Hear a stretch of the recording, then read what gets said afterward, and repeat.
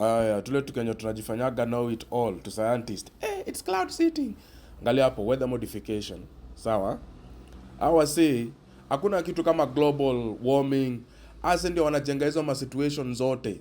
Sasa wase wengi sana wanasuffer from respiratory infections. Juu ya maduanzi. Ase ndio na mess na weather. Weather modification. Unacheki pale umesoma international. So ase ndio utembe huku juu na mandege wana mess na weather yetu. Wasasa hiyo wanaugua maoma zingine haziishi. Mnaget?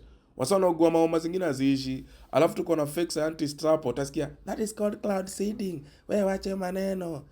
Cloud seeding.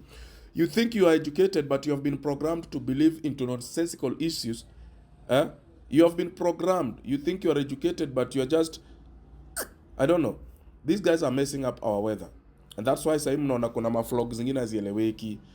Ati cloud seeding. Ukiulizwa cloud seeding ni nini? Hiyo kitu ilijaribiwa Dubai mara moja. Ati we are pouring sijui sulfur salt sijui what. Wakafail mbaya sana. Listen, these are the people who are messing up with our weather. Okay? They are messing with the weather. They are trying to modify weather to affect us.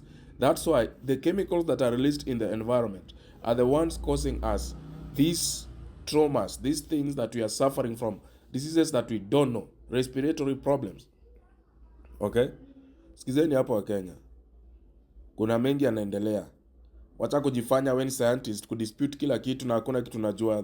The least you can be a scientist is kushindwa kutengeleza barabara. Look, just check out these things. Guys, something is cooking. Wake up. Something is cooking.